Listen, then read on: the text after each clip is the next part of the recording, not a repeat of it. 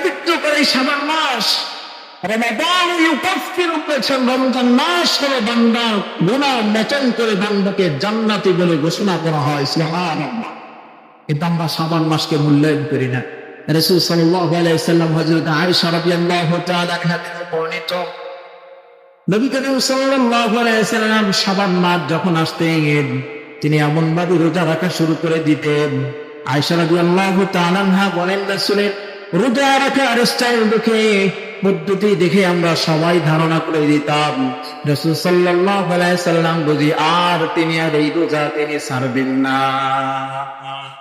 মানে শাবান মাস আসলে তিনি লাগাতার নফল রোজা রাখা শুরু করতেন। স্বাভাবিকভাবে রাসূল সাল্লাল্লাহু আলাইহি ওয়াসাল্লাম অন্য কোনো মাসে এইভাবে গুরুত্ব সহকারে রোজা রাখতেন না। শাবান মাস আসলে খুব গুরুত্ব সহকারে রোজা রাখা শুরু করতেন, নফল রোজা।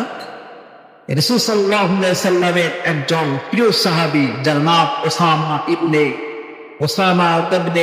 যায়েদ রাদিয়াল্লাহু তাআলা। ওসামা ইবনে যায়েদ রাদিয়াল্লাহু তাআলা রাসূলের এই আমলগুলো দেখে, শাবান মাস আসলে রাসূল রোজা ছাড়েন না, এই আমলগুলো দেখে রাসূলকে প্রশ্ন করলেন, ইয়া রাসূলুল্লাহ, লাম আরাকা, আমি তো আপনাকে ছাড়াই মাস ছাড়া অন্য কোনো মাসে এত গুরুত্ব সহকারে রোজা রাখতে দেখি না, তাহলে এটার কারণ কি একটু বলুন। সাহাবে কেরামরা তো এমন ছিলেন, নবী করিম সাল্লাল্লাহু আলাইহি ওয়াসাল্লামকে এমন প্রশ্ন তারা করতেন যে প্রশ্নটার উত্তর শোনার কারণে তারও উপকার হবে, আপনার পর্যন্ত উম্মতের উপকার হবে, এমন প্রশ্নগুলোই রাসূলকে বেশি করতেন। বলেন না সুবহানাল্লাহ। আমার আল্লাহ সুবহানাহু আওয়াজ দেখলে প্রশ্ন করতেন, যাতে ওই প্রশ্নটা পরবর্তী উম্মতের জন্য শরীয়ত পালনের জন্য, ইসলাম পালনের জন্য সহজ হয়ে যায়। বলেন না সুবহানাল্লাহ। এজন্য যায়েদ রাদিয়াল্লাহু তাআলা রাসূলকে বললেন, ইয়া রাসূলুল্লাহ, শাবান মাস আসার সঙ্গে সঙ্গে আপনি একাধারে রোজা রাখা শুরু করে দেন, কারণ কি একটু বলুন। যদি কারণ জানতে পারি আমরা রোজা রাখবো, আর পরবর্তী যে উম্মতের আসবে তারা শুনেও তারা আমল করবে। এই জন্য যায়েদ রাদিয়াল্লাহু তাআলা রাসূলকে প্রশ্ন করলেন, কারণটা কি বলুন। নবী করিম সাল্লাল্লাহু আলাইহি ওয়াসাল্লাম যায়েদকে বললেন, শোনো, আমি রাসূল সাল্লাল্লাহু আলাইহি ওয়াসাল্লাম আমি শাবান মাসে বেশি রোজা রাখি, এটার কারণ হলো ইয়াগফিলুন নাস। এক নম্বর কারণ হলো মানুষেরা শাবান মাসের ফজিলত সম্পর্কে অবগত নয়, গাফিল, উদাসীন মানুষ। শাবান মাসের ফজিলত সম্পর্কে উদাসীন, যাতে মানুষেরা গুরুত্ব সহকারে শাবান মাসটা দেখে।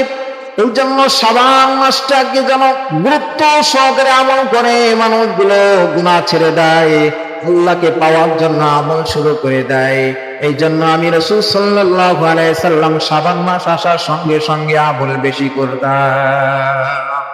এক নম্বর, মানুষকে গুরুত্ব বোঝানোর জন্য, মানুষ যেন উদাসীন না থাকে শাবান মাস সম্পর্কে। কারণ রজব মাস আশারুল হুরুম বলেছিলাম, রজব মাস হলো আল্লাহ তাআলার সম্মানিত যে 4টি মাস আছে, একটা ছিল রজব, ওটা পূর্বের জামানায় এটাকে সম্মান করত মানুষেরা, রজব মাসকে কিছুটা সম্মান করে আমল করে। কিন্তু এরপরে হলো রমজান, শাবান মাসের পরে হলো রমজান, কিন্তু মাঝখানে যে শাবান মাস আছে উম্মতের এটা গুরুত্ব দিবে না। উম্মত যেন গুরুত্ব দেয়, আমল করে, শাবান মাস থেকেই যেন তাদের পরিশুদ্ধ হয়ে যায়, আমলকে বাড়িয়ে দেয়। এই জন্য রাসূল একাধারে রোজা রাখা শুরু করেছে। দুই নম্বরের কারণ বললেন সহজায়, 2 নম্বর কারণ হলো আমি শাবান মাসে বেশি রোজা রাখি, এর কারণ 2 নম্বরে হলো, এই 2 নম্বর কারণ হলো হুয়া তুরফাউ ফীহি আমালু ইলা রাব্বিল আলামিন। 2 নম্বর কারণ হলো গোটা বছরের আমলগুলো আল্লাহর কাছে বাৎসরিকভাবে যে পেশ করা হয়, এটা হলো শাবান মাসে পেশ করা হয়। বাৎসরিকভাবে ফেরেশতারা আমার আপনার আমলের ডিটেইলসটা পেশ করে, এই মাসের নাম হলো শাবান মাস। এই জন্য রাসূল বলে, আমি আমার পছন্দ হলো, আমার চাহিদা হলো আল্লাহর কাছে এমন অবস্থায় আমার গোটা বছরের আমলগুলো পেশ করা হোক, যে আমলগুলো পেশ করা হবে আমি রাসূল তখন আল্লাহর রোজা থাকা অবস্থায় থাকবো। সুবহানাল্লাহ। স্বাভাবিকভাবে আমরা দুনিয়ার হাইসিয়াতে যদি দেখি, আপনি একজন কোন একটা অফিসের কর্মচারী আছেন আর অফিসের বস যে কোনো সময় আসতে পারে, এমন অবস্থা যদি আপনার থাকে তাহলে আপনি কিন্তু পুরাটা সময় যেন বস আসার পর জানি দেখে যে আপনি অফিসের কাজগুলো খুব গুরুত্ব সহকারে করছেন, এই জন্য আপনি সব সময় অ্যালার্ট ভাবে কাজ করবেন। এটাই স্বাভাবিক, ঠিক নাকি? এটাই স্বাভাবিক। রাসূল বলেন যে গোটা বছরের একটা আমল পেশ করার মাস হলো শাবান মাস। তো শাবান মাসে গোটা বছরের আমল পেশ হয়। আমি রাসূল যদি রোজা ওই সময় থাকি, আল্লাহ বলবেন আমার বান্দা আমাকে পাওয়ার জন্য, আমার খুশির জন্য, আমার সন্তুষ্টির জন্য তিনি রোজা রেখেছেন, মানে হলো আমাকে পাওয়ার জন্য এত কষ্ট করতেছেন।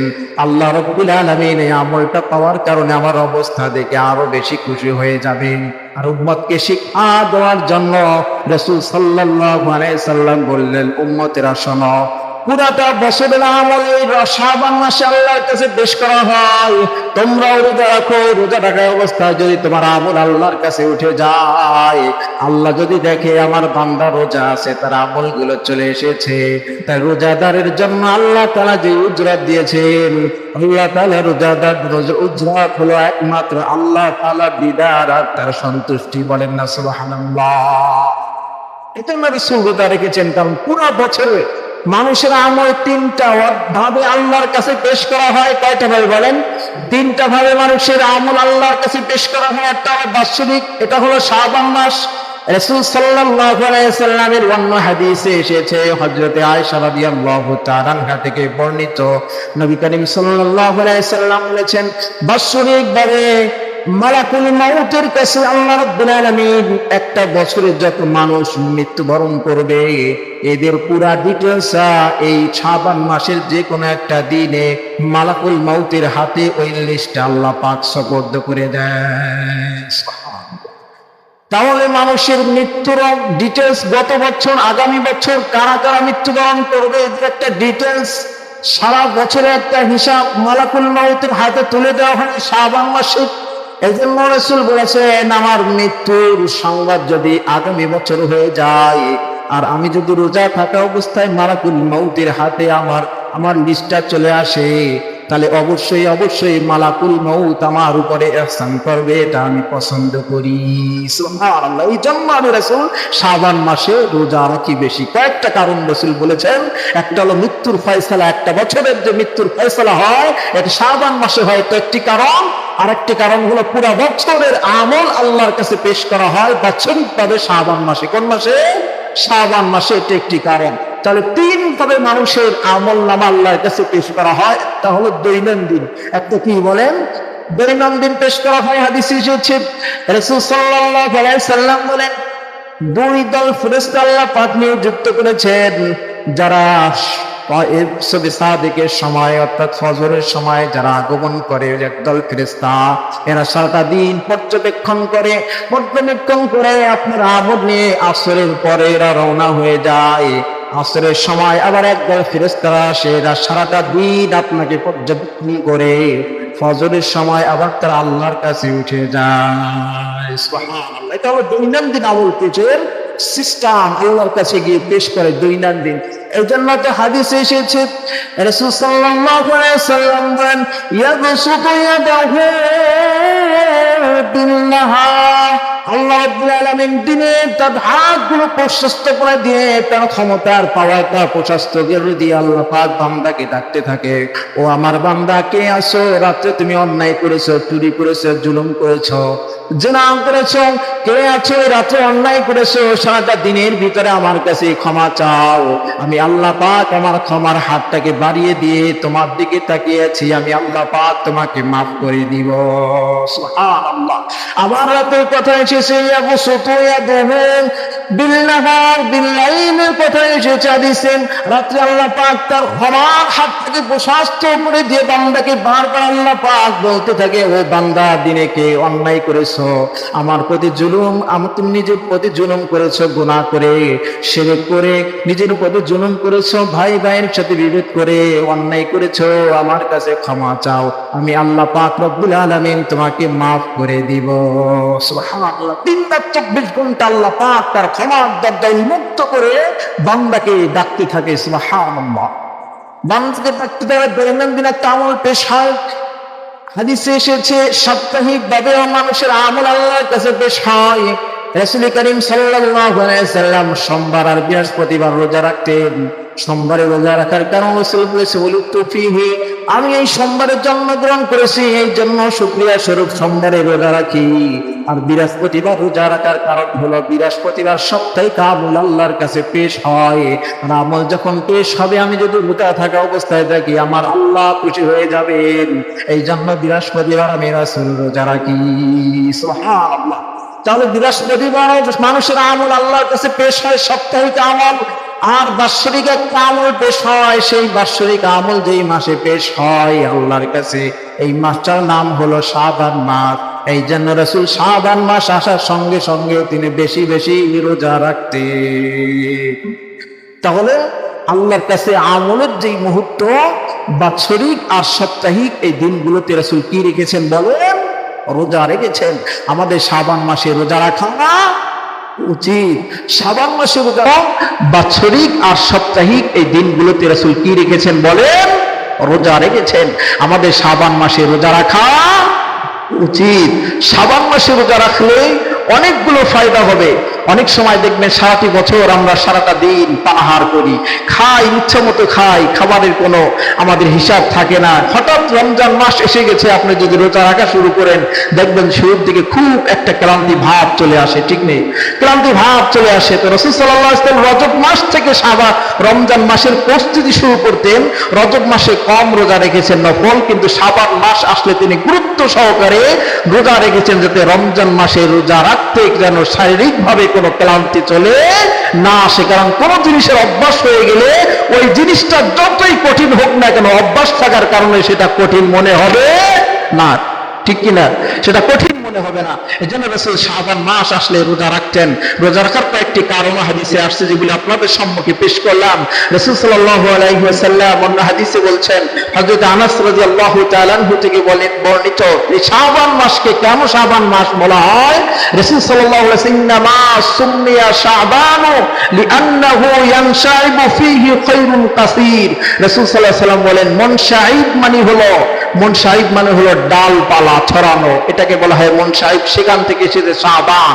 রাসূল সাল্লাল্লাহু আলাইহি ওয়াসাল্লাম বলেন, শাবান মাসকে শাবান মাস বলা হয়েছে কারণ হলো এই মাসের ভিতরে অসংখ্য অগণিত কল্যাণ আমল রয়েছে, যে আমলগুলোর ডালপালা, গাছ, শাখা এবং পাতা অনেক রয়েছে, যেগুলো মূল গাছের সাথে সম্পৃক্ত থাকে। আর মূল গাছের সাথে যখন সম্পৃক্ত থাকে, মূল জিনিস যখন স্ট্রং হয়ে যায়, তখন ডালপালায় শক্তি পায়। কি পায় না বলেন? আপনার গাছ যদি মজবুত থাকে, ডালপালায় শক্তি আসে, ঠিক নেই? ফল ভালো হয়। এই জন্য শাবান মাস হলো মূল গাছকে শক্ত করার মাস। ডালপালা ছড়াবে এই মাসে, মানে হলো আপনার ঈমানকে মজবুত করবেন। আমল করার জন্য রোজা রাখেন, ঈমানকে মজবুত করার জন্য সমস্ত গুনাহ ছেড়ে দেন। রমজান মাস যেন আমার কোনো অবহেলায় কাটে না যায়, এই জন্য এখন থেকে যারা মজবুত করবে গাছকে, তারা রমজান মাসে ক্লিয়ার ভাবে আল্লাহর জন্য সুপর্দ করতে পারবে ইনশাআল্লাহ। ইনশাআল্লাহ। এই জন্য রমজান মাস আসলে আমল শুরু করবেন। এই নিয়ে যারা করতেছেন, দেখবেন যে আমল পারবেন না করতে। গত জুমায় বলেছি, এর আগেও বলেছি, রমজান মাস আসার আগে আপনাকে প্রস্তুতি নিতে হবে। বর্তমান সময় তো এগুলো বোঝার জন্য বেশি কিছু বুঝতে হয় না। প্রত্যেকটি গুরুত্বপূর্ণ পরীক্ষার আগে একটা টেস্ট পরীক্ষা আছে না নাই বলেন? একটা টেস্ট পরীক্ষা হয়, কারণ টেস্ট পরীক্ষাটা ওই গুরুত্বপূর্ণ পরীক্ষা, এটা অনেক প্রভাব পড়ে। এজন্য টেস্ট পরীক্ষা যারা ফেল করে, অনেক সময় প্রতিপক্ষ তাকে ফাইনাল পরীক্ষায় অ্যালাউ করে না, ঠিক নাকি বলেন? অ্যালাউ করে না, কারণ যে টেস্ট পরীক্ষায় যে ফেল করেছে, ফাইনাল পরীক্ষায় সে পারবে না, এটাই জন্যই তো অ্যালাউ করে না। এজন্য ফাইনাল পরীক্ষা হলো মুমিনের, হলো রমজান মাস। শয়তানকে বন্ধ করে দিবে। এরপরে দেখবেন যে আমাদের সমাজে ঝগড়া ফাসাদ রমজান মাসে হয় কি হয় না বলেন? হয় কি হয় না? হয়, কারণ সে আগে থেকে সংশোধন হয় নাই। শয়তান যদিও বন্ধ, কিন্তু সে যে রমজানের আগে সংশোধন হয় নাই, এই জন্য তার ভিতরে যে নফস আছে, এই নফসের ভিতরে ভালো কাজ করতে সে পারে না রমজানে। কারণ শয়তান নাই, মূল শয়তান বন্ধ থাকার পরও সে নামাজ পড়তে পারবে না ঠিক মতো রমজান মাসে, গুনাহ ছাড়তে পারবে না। মোবাইল থাকবে, দেখবেন মোবাইলে নাটক, সিনেমা, এগুলো রমজান মাসে অহরহ দেখতেছে, এগুলো ছাড়তে পারে নাই, কারণ রমজানের আগে সে সংশোধন হয় নাই। নিজেকে যদি আজ থেকে আমরা সংশোধন করতে পারি, আজ থেকে নিয়ত করেন যে না নামাজ ছাড়বো না, তাহলে খোদার কসম যে আজ থেকে ইরাদা করতে পারবেন যে শাবান মাসে আমার রোজা, আমি নামাজ ছাড়বো না, রমজানে তার নামাজ কাজা হবে না। ঠিক নাকি বলেন? রমজানে কাজা হবে না, কিন্তু যদি আপনি চিন্তা করেন রমজান মাস আসলে আমি পাক্কা মুসাল্লি হব আর আল্লাহর কাছে জান্নাতের টিকিট কিনে ফেলবো, খোদার কসম করে বলি পারবেন না। কারণ ওই সময় যদি আপনি সংশোধন হতে যান, শয়তান বন্ধ থাকবে, কিন্তু আপনার নফসকে আগে পরিশুদ্ধ করেন না। এই জন্য তো রাসূল হাদিসে বলেছে শাবানুল মুতাহহির বলেছেন, শাবানুল মুতাহহির বলেছে শাবান মাস হলো বান্দাকে পুত পবিত্র করার মাস। বলেন না সুবহানাল্লাহ, পুত পবিত্র করার মাস। এখন থেকে আমরা নিয়ত করবো তো ইনশাআল্লাহ। আর মাত্র 4টা জুমা পড়লেই কিন্তু আমাদের রমজান মাস চলে আসবে। কয়টা জুমা বলেন? 4টা শুক্রবার গেলেই রমজান মাস চলে আসবে। যেহেতু রজব মাস পুরাই শেষ, আর মাত্র 2টা দিন আছে, তারপরে 4 জুমা গেলেই তো রমজান মাস চলে আসবে। এই জন্য অবহেলা না করে রমজান মাস যদি আমি আপনি যদি গুনাহ মাফ করাইতে না পারি, আল্লাহর কাছ থেকে যদি জাহান্নাম না মাফ করাইতে পারি, জান্নাতের মেহমান যদি না হতে পারি, খোদার কসম রাসূল বলেছে এই উম্মত ধ্বংস হয়ে যাও। রাসূল আমার আপনার জন্য সুপারিশ করবে না, আমি আপনি ধ্বংস হয়ে যাব। খাতায় লিখে রাখেন, লিখে রাখেন।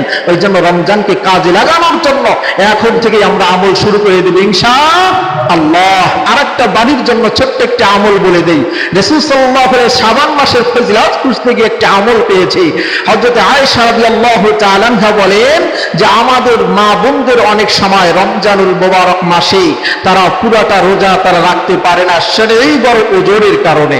শরীয়ত বড় কিছু ওজর আছে মহিলাদের, যার কারণে তারা পুরা মাস কি রাখতে পারে না, বলেন রোজা রাখতে পারে না। হযরত আয়েশা রাদিয়াল্লাহু তাআলা আনহা বলেন রমজানের কারণে, রমজান মাসে আমাদের শরীয়তগত ভাবে যে ওজরের কারণে রোজা রাখতে পারতাম না, শাবান মাস আসার সঙ্গে সঙ্গে আমরা ওই দিনগুলো হিসাব করতাম। হিসাব করে শাবান মাসের পুরা কাজা যেই রোজা ছিল এগুলো সব আমরা আদায় করে নিতাম। সুবহানাল্লাহ। অনেক মেয়েরা মহিলাদের উপরে কাজা নামাজ থাকে, সারা